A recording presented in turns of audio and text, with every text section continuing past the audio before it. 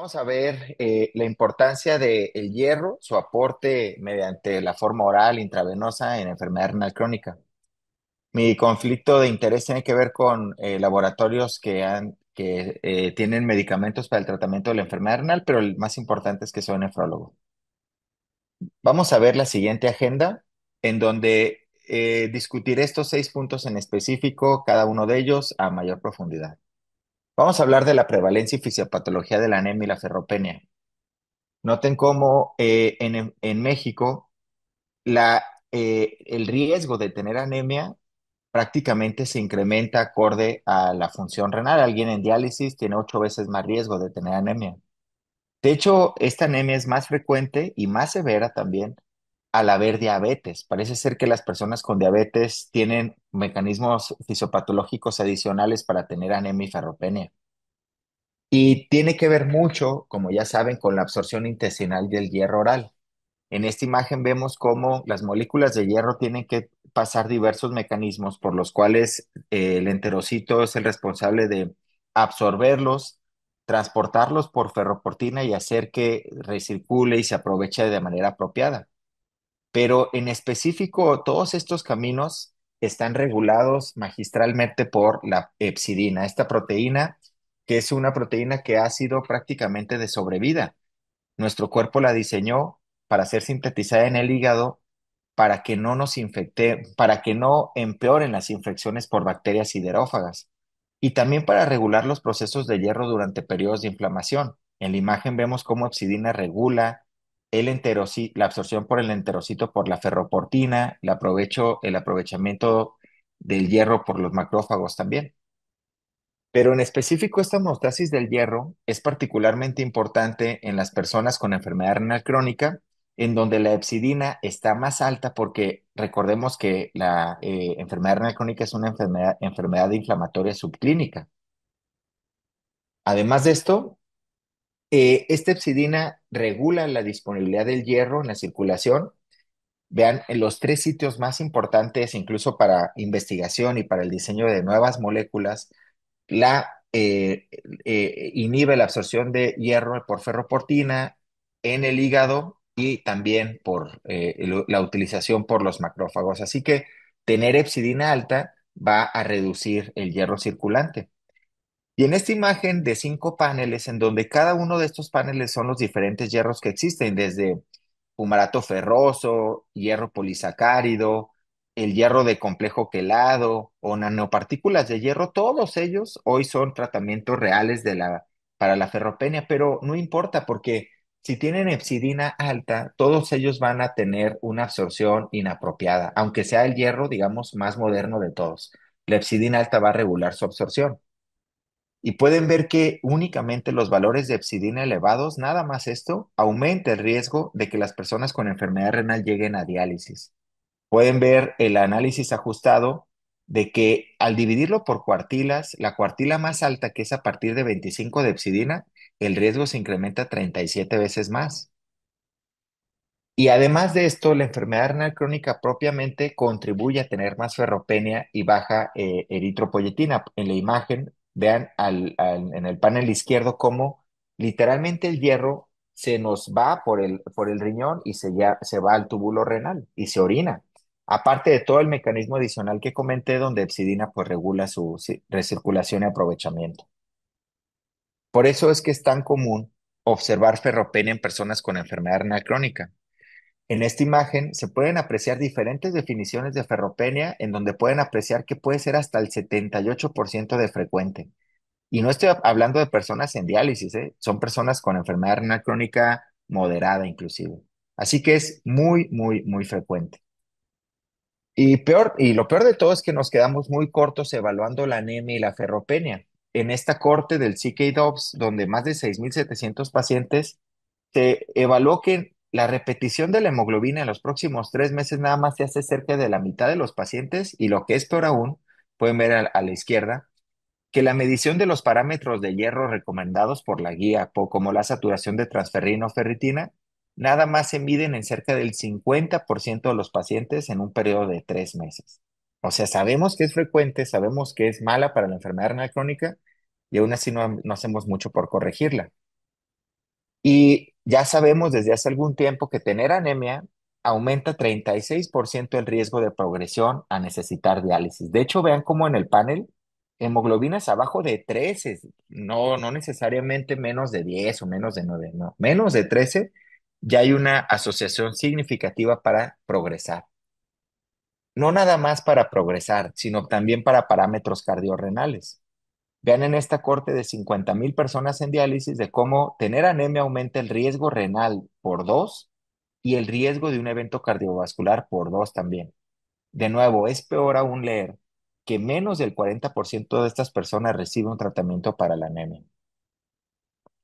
Pero nada más hablando de ferropenia sin anemia, o sea, es decir, tener, como lo dice la guía Cadigo, ferropenia, llama la atención que en este análisis de casi 1 millón de personas con enfermedad renal crónica, perdón, tener ferropenia, ya sea funcional o ferropenia absoluta, incrementa significativamente el riesgo de un evento cardiovascular y también de morir. Insisto, sin tener anemia, nada más ferropenia.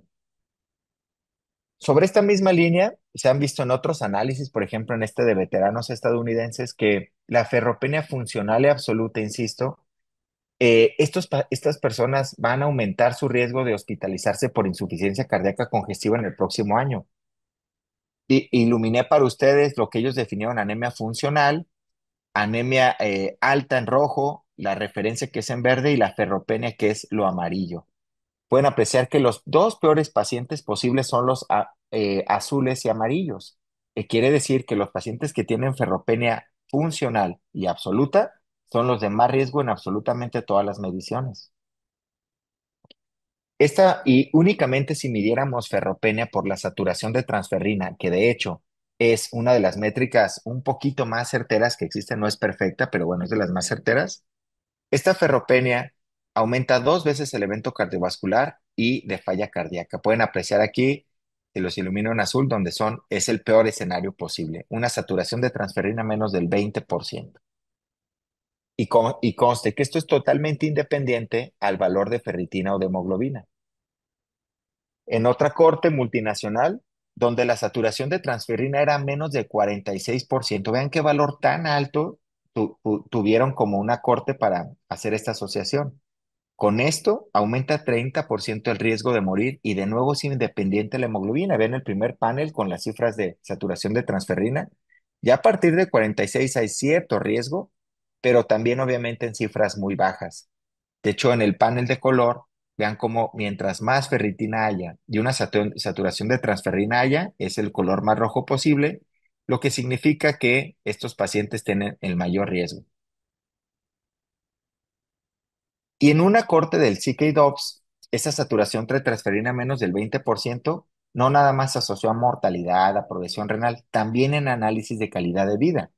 Todos los aspectos físicos noten cómo significativamente se ven más disminuidos, pues. Y de nuevo, no pensemos que no, porque tiene anemia un paciente no va a ser relevante esta ferritina o saturación de transferrina. Inclusive esta ferropenia y unos valores altos de hierro sérico promueven esta calcificación vascular. Se ha visto que hierro en valores meta reducen la calcificación vascular, que es lo ideal. Quisiéramos tener a estos pacientes aquí. Pero vean en la parte superior del panel cómo esa deficiencia de hierro aumenta la calcificación vascular que tanto aquejamos en nefrología, pues. Así que por supuesto tendremos que hacer todo lo posible por limitar este evento negativo. No nada más en enfermedad renal crónica, no nada más en diálisis, vean en trasplante ahora. En trasplante con injertos funcionales, después de 6 años de seguimiento, esa ferropenia aumenta el riesgo de muerte por todas las causas y de muerte cardiovascular. Así que estamos ya hoy para pensar que nada más fijarnos en ferropenia y tratarla, no importa que no haya anemia, no importa que la hemoglobina sea de 13 o 14 o no haya síntomas, tiene que ser una métrica de una variable adicional a la evaluación renal de todos los días que hacemos. Y creo que es obvio pensar que dentro de las causas de anemia en la enfermedad renal crónica, la deficiencia de hierro es la segunda más importante de todas. Pero dentro de esas causas de anemia, también está que los eritrocitos viven menos comparado a los pacientes sanos. De hecho, comparando hemodiálisis contra diálisis peritoneal, llama la atención que los pacientes en hemodiálisis sus eritrocitos viven cerca de 47 días en comparación a 60 días de los de diálisis peritoneal. Y vean qué curioso este dato en donde lo que se asocia a que esos eritrocitos vivan menos es de nuevo ferropenia también. Eso fue nuevo para mí. Y ahora sí, notemos el manejo de la ferropenia. No hay duda que la consecuencia de la ferropenia, ya sea renal, cardiovascular, calidad de vida, incluso muchas otras cosas que no sabemos aún de ferropenia, vale la pena considerar que la tratemos. Pero bueno, nefrología está lleno de paradojas en donde tratar cosas que son obvias a veces resultan incluso negativas. Y hay guías como la NICE o como la guía Cadigo en donde han puesto diferentes parámetros para decir ferropenia. Por ejemplo, la guía NICE dice que la mejor métrica sería evaluar a un paciente que tenga mucha hipocromía en los eritrocitos o que el contenido de hemoglobina en el reticulocito sea baja. Pero estos parámetros no son asequibles y muchos de nosotros no los tenemos a la mano. De hecho, hematólogos me han dicho que en la vida real es difícil conseguirlos. Y Cadigo sigue con la vía tradicional antigua de decir saturación menos del 30 y ferritina menos de 500. Y tiene sentido pensar que el porcentaje de hipocromía de los eritrocitos es la mejor métrica posible porque vean la sensibilidad y especificidad que tiene, que son las más altas. De hecho, el valor predictivo positivo es del 93%, así que no hay duda, es la mejor métrica, pero bueno, pues no la tenemos, así que hay que adaptarnos a lo que hay. En las guías que comento, nos dicen que para el paciente que tenga ferropenia prediálisis, elijamos el hierro oral, pero también el intravenoso. Y los pacientes en diálisis, pues más el intravenoso, ¿no? Vamos a ver por qué el intravenoso es por mucho la mejor opción. Este es un estudio en pacientes en diálisis en donde se observó que la absorción intestinal del hierro es dependiente de la ferritina sérica, es decir, comparando sanos contra hemodiálisis, sanos es la línea negra, hemodiálisis es la línea roja, pueden apreciar que a menor ferritina hay mayor absorción intestinal de hierro. Pero eso es específicamente en pacientes en diálisis. Vean cómo la curva difiere, pues. Pero el hierro oral tiene muchísimos eventos adversos y además es muy poco efectivo. Esta tabla donde estamos viendo múltiples estudios que han evaluado el hierro oral, vean la frecuencia de eventos adversos, que son cerca del 80%, y la efectividad en el mejor de los casos es del 70%. Molestias intestinales, por supuesto, son las que predominan. Pero vean estos datos, por ejemplo, las dos siguientes diapositivas. En una corte de veteranos estadounidenses que no tenían enfermedad renal crónica y no tenían anemia, se vio que consumir hierro oral aumentaba el riesgo de desarrollar enfermedad renal crónica y aumentaba el riesgo de tener albuminuria. Quiere decir que en los sanos, consumir hierro oral puede dañar tu función del riñón, o se asocia a esto, mejor dicho. Y bajo la misma línea, en otra corte de otras personas en otro sitio del mundo, casi 50,000 personas que tenían una función del 52, se vio que el hierro oral aumenta 6% el riesgo de morir. Noten cómo esto no aumentó el riesgo de diálisis, pero sí aumentó significativamente el riesgo de muerte. Así que, pues, consumir hierro oral no es cualquier cosa, ¿no?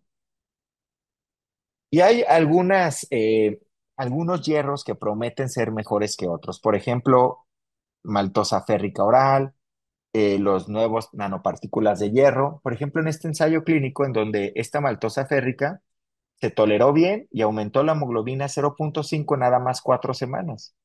Y llama la atención, insisto, que es mejor tolerado que los otros hierros, que es el gran problema que yo he tenido con ellos siempre, porque no tiene radicales hidroxiles en el intestino. Bien, vean esta corte española de pacientes en diálisis peritoneal, en donde la diálisis peritoneal, obviamente, porque no tiene un acceso venoso, pues es un poco más difícil prescribir hierro intravenoso, por obvias razones. Lo relevante primero es que el 16% de estos pacientes tenía ferropenia. Pero a pesar de tener ferropenia, nada más el 33% de ellos utilizaba hierro, ya sea intravenoso o oral. Y creo que este es el claro reflejo de lo que sucede en el mundo, ¿no? Primero, la ferropenia es frecuente y segundo, desafortunadamente, a pesar de que nos damos cuenta de ella, nada más 1 de cada 3 se trató.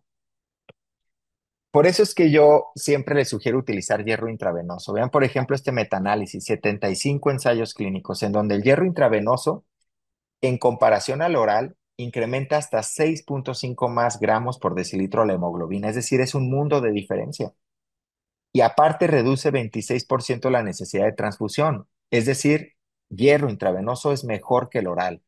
No nada más porque es más eficiente, también reduce transfusiones. Hay múltiples beneficios. Vean este metaanálisis de 45 ensayos clínicos en donde en enfermedad renal crónica avanzada, el hierro intravenoso reduce hospitalización y muerte en conjunto y únicamente el 15% todas las causas de muerte. Así que utilicémoslo y acostumbrémoslo a usarlo. En este metaanálisis de 15 estudios se comparó cómo es, digamos, la utilización de hierro entre diálisis peritoneal y hemodiálisis. Llama la atención que los pacientes que están en hemo son todos los rojos, en diálisis peritoneal son todos los azules.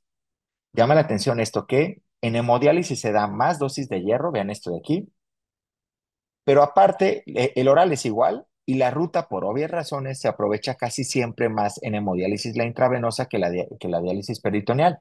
Pero interesantemente, valores como ferritina, saturación de transferrina o hemoglobina son prácticamente iguales. Y la dosis de hierro intravenoso es más alta que la de diálisis peritoneal. ¿Cómo interpreto yo esto? Que parece ser que el hierro intravenoso es diferente en personas en hemodiálisis que en diálisis peritoneal. Pareciera ser que el metabolismo no es exactamente igual, ¿eh? Creo que esto es algo nuevo. ¿Cómo dar una dosis de carga de hierro? Bueno, dentro de mis múltiples argumentos para siempre decidir hierro intravenoso es que vamos a evitar o brincarnos o puentearnos, si quieren decirlo así, el paso negativo intestinal de la hepsidina, que es la que no nos deja absorber el oral, ¿no?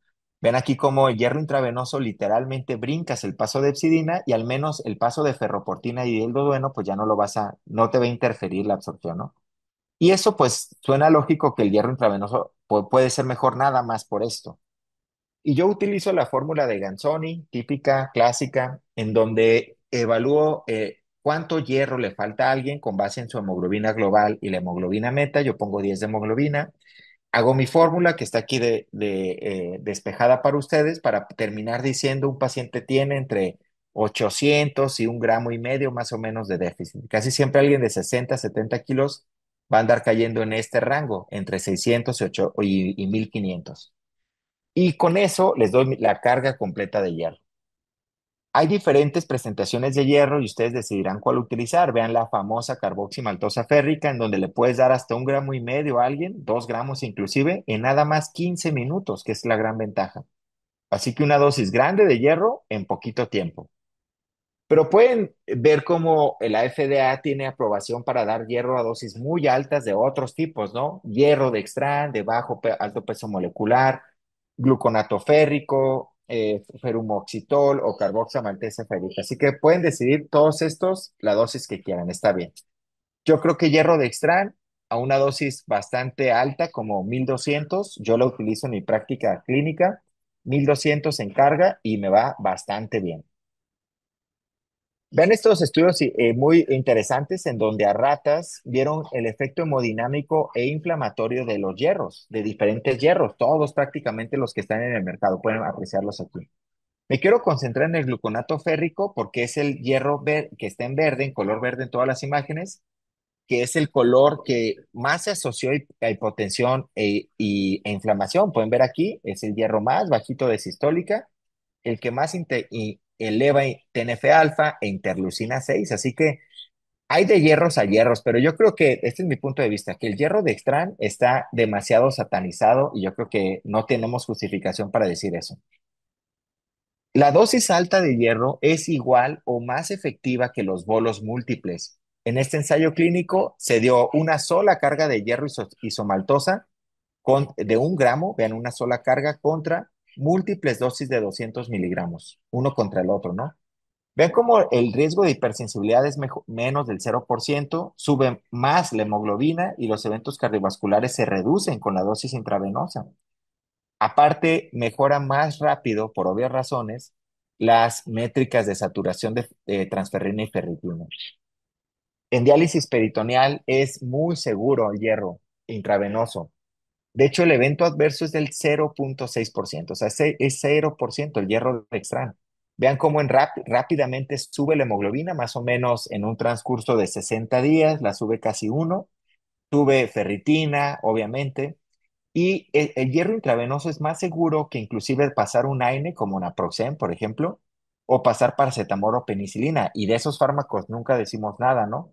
Y de ahora pasamos un hierro de y he escuchado pues múltiples argumentos de que da alergia y todo, pues bueno, creo que es demasiado bajo para considerar un riesgo importante, pues. Ahora, vean este metaanálisis, 100 ensayos clínicos, en donde se vio que la reacción a la infusión de hierro intravenoso es de 0,4%. No hubo ningún evento de anafilaxis, ni uno solo, pues. Estas fueron reacción a la infusión. Así que, pues, ya no le tengamos tanto miedo al hierro intravenoso, demos dosis altas como lo sugieren las guías. Y digo, esto está bien, tengámoslo en consideración, pero seguramente va a ser muy, muy infrecuente, pues. Inclusive en una nueva revisión muy, muy buena de síndrome cardiorrenal, dicen cómo manejar la anemia y ferropenia en estas personas. Y hay algo que me llamó muchísimo la atención que es nuevo para mí. Primero ven el algoritmo de cómo personas con síndrome cardiorrenal con menos de 3 y 12 de hemoglobina. Primero vean esto es lo nuevo. Den un ICGLT2 y en 1 o 3 meses vean cómo sube la hemoglobina, porque hoy sabemos que el ICGLT2 sube cerca de 1 gramo la hemoglobina. Y si ya después de esto sigues bajo las metas, midas acorde a lo que dice Cadigo, vean, saturación de menos de 30 y ferritina menos de 500, y acorde a lo que dice Cadigo, decidas la dosis que sigue. Y obviamente intravenoso, pues. Y a eso voy, dosis de mantenimiento de hierro. Desde antes del estudio pivotal, vamos a hablar de otros cortes que decían que el hierro intravenoso es bastante seguro y bueno. Por ejemplo, aquí dieron cerca de 300 miligramos de hierro intravenoso a personas en hemodiálisis y notaron cómo los parámetros de ferritina, saturación de ferritina mejoraban y obviamente la necesidad de pasar eritropoyetina y la hemoglobina también mejoraba. En ese mismo estudio, que esto es muy importante, noten cómo el hierro 300 miligramos al mes más o menos de mantenimiento redujo significativamente las dosis de eritropoyetina, que esto es lo relevante. Y de hecho fue más eficiente en las personas que tenían más anemia. ¿Qué quiere decir? En esas personas con menos de 10 de hemoglobina, pasar dosis de mantenimiento de hierro va a reducir tu necesidad de eritro. En otra corte, perdón, disculpen, este aquí quería llegar, ¿no? El estudio pivotal. El famoso ensayo clínico de New England en donde pacientes en hemodiálisis se le autorizaron a recibir la dosis proactiva de hierro. Eso significaba dar hierro cerca de 400 miligramos al mes hasta alcanzar 700 de ferritina y 40% de saturación de transferrina.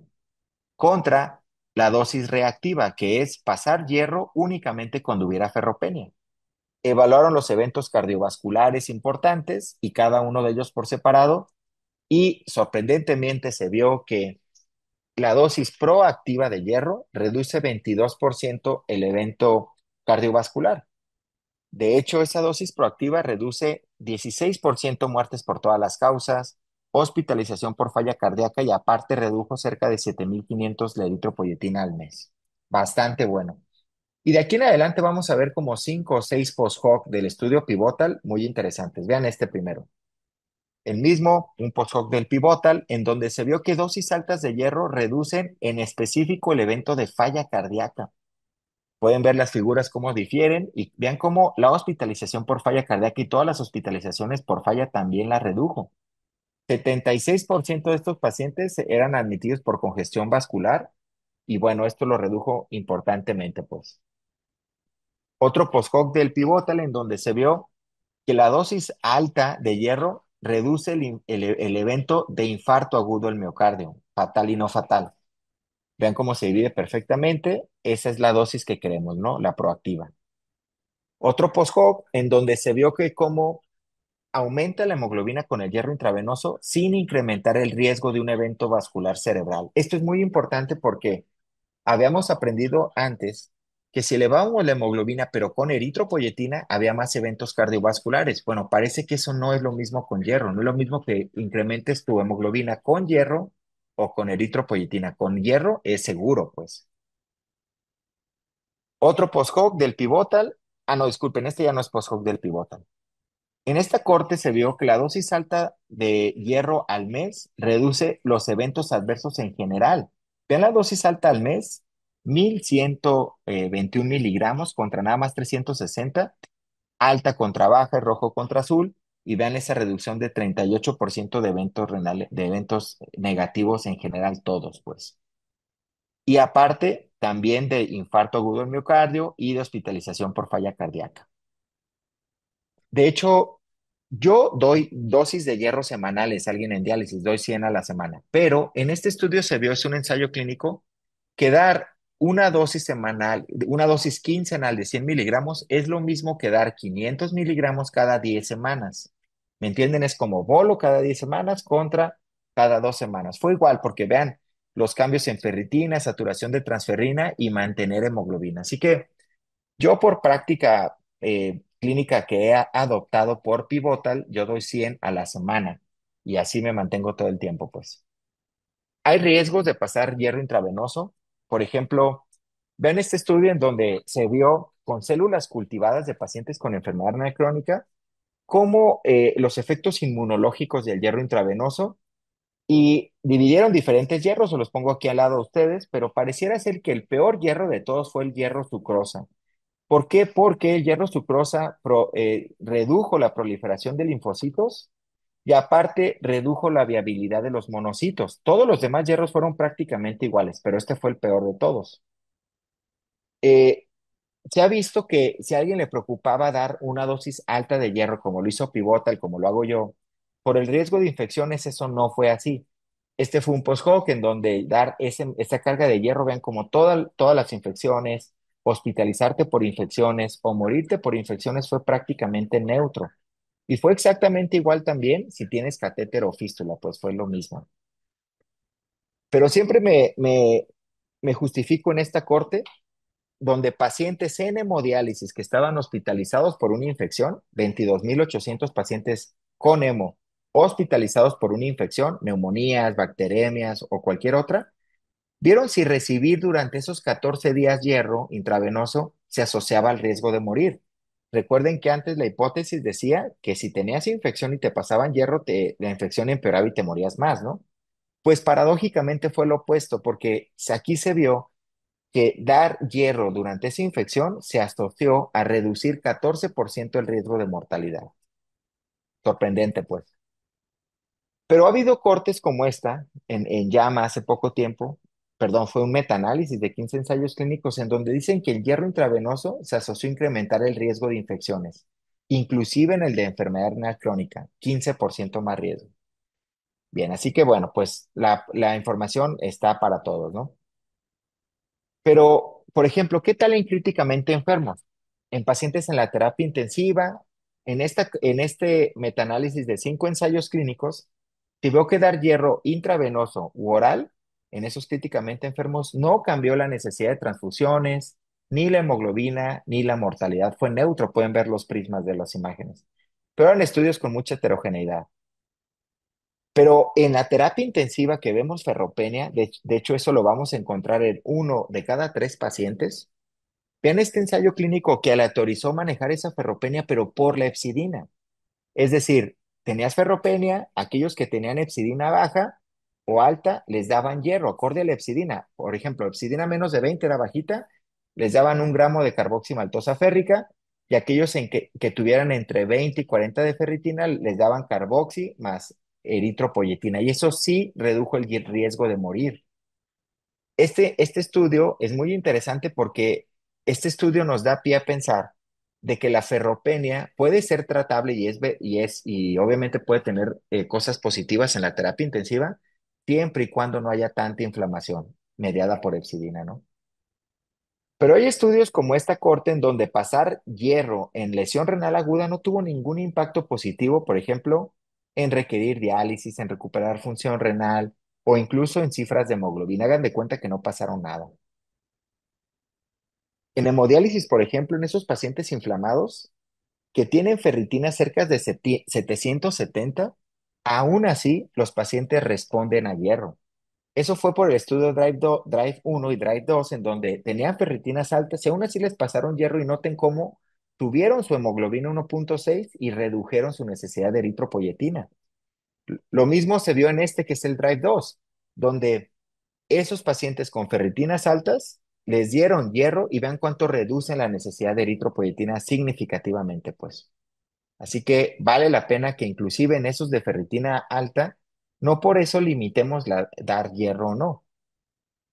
¿Y qué tal esos pacientes con resistencia a eritropoyetina? De hecho, la causa más común de resistencia, curiosa, y tiene la ferritina, no se asocia por respuesta a hierro, pero la saturación de transferrina sí. Así que, pues todos sabemos cómo ferritina es reactante de fase aguda y el que nos debemos de concentrar como una meta terapéutica debe ser saturación de transferrina.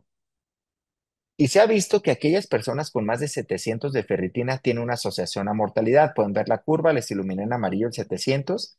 Y por eso creo que información como esta, Cadigo dice, ten cuidado no llegar a 800 de ferritina. Es como el punto de corte, el sweet spot, que a partir de ahí, pues ya las cosas pueden ir negativas, ¿no?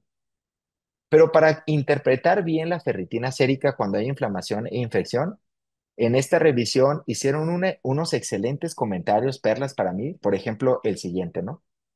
La ferritina tiende a elevarse 3 veces más en pacientes infectados, es decir, si tienen 1500 de ferritina pues, y está infectado, pues seguramente la cifra normal es de 500. Y para que desaparezcan ese efecto de la infección sobre la ferritina, simplemente multipliquen por 0.77 si la incubación, infección temprana o infección tardía, aquí está por lo que tienen que multiplicar. Y otra perla que aquellos pacientes que tienen ferropenia no incrementan la ferritina si es que tienen ferropenia verdadera. Así que creo que estas son perlas clínicas muy, muy valiosas. Como les decía, las dosis altas de hierro, ya sea oral o intravenosa, son bastante seguras, no incrementan riesgo de muerte y no incrementan riesgo de infecciones. Tampoco el hierro intravenoso causa hipotensión intradiálisis, de hecho al revés, el hierro intravenoso reduce el riesgo de hipotensión a intradiálisis. La hipótesis es que como es muy hiperosmolar, pues bueno, genera vasoconstricción y activación endotelial. Por último, otros beneficios del hierro intravenoso. Uno de ellos es como hemos visto que esto es algo bueno para nefro, como la carboximaltosa férrica provoca fosfaturia, es decir, orinar fosfato, ¿no? Y eso pues modularía un poquito la hiperfosfatemia. Vean aquí cómo después de aplicar carboximaltosa férrica, a diferencia de otros hierros, sí se ve ese efecto de fosfaturia, de hecho, que dura únicamente ciertos días nada más. Carboximaltosa férrica, no hay duda, vean cómo en cardio les fue súper bien. Reducen la necesidad de hospitalizarse por insuficiencia cardíaca congestiva.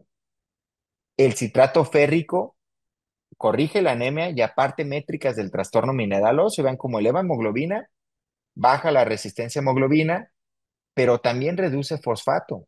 Así que matas dos pájaros de un tiro. Vean cómo PTH, FGF23 también se reducen con citrato férrico y no pasa con placebo. Y hablando de citrato férrico, de cómo baja fosfato, vean cómo lo baja 1.29, que esto es muy similar a lo que lo bajan los quelantes intestinales de fósforo, por ejemplo. Citrato férrico, de hecho, es mejor que sulfato ferroso al corregir anemia y además otros parámetros del trastorno mineral óseo. Vean cómo la saturación de transferrina y ferritina bajan y PTH y FGF23 también se pueden modular. ¿Qué tal normalizar la hemoglobina? Suena obvio que alguien con tanto riesgo cardiovascular, pues mejor llevemos la hemoglobina a 13, ¿no? Pues eso es lo normal.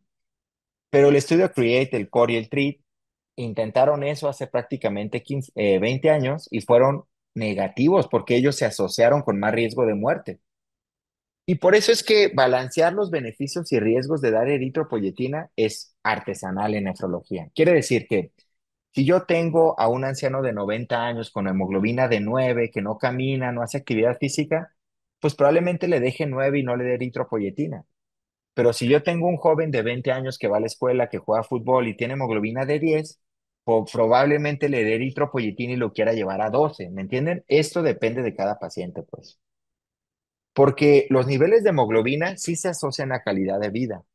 Vean esta corte de datos llenados por los pacientes, es decir, el paciente decía si se sentía mejor o no, y vean todas las curvas de calidad de vida, todas van hacia arriba conforme sube la hemoglobina. ¿Qué quiere decir? Tienes más hemoglobina, tu calidad de vida es mejor. Pero cuando habemos metaanálisis llenados por los nefrólogos, se dice que la hemoglobina no mejora la calidad de vida, los aspectos físicos de fatiga o de depresión. Vean cómo está neutro aquí. Hay muchísimos beneficios de tratar la ferropenia sin anemia, cardiovasculares, inmunes, renales, por supuesto, y potencialmente hoy sería la nueva métrica de la anemia, fijarnos más en ferritina y cinética de hierro, pues en general, que nada más en anemia.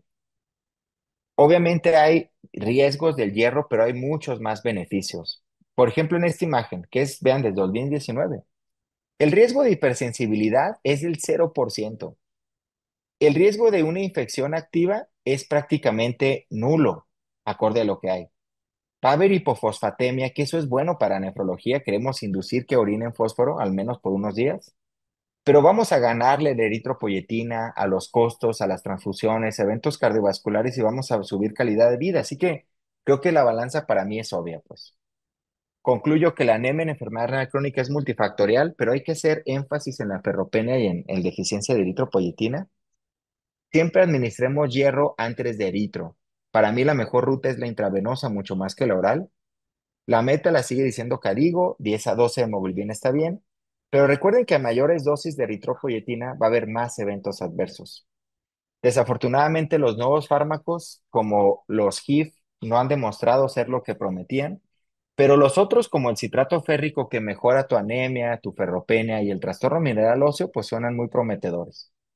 Muchas gracias por su atención.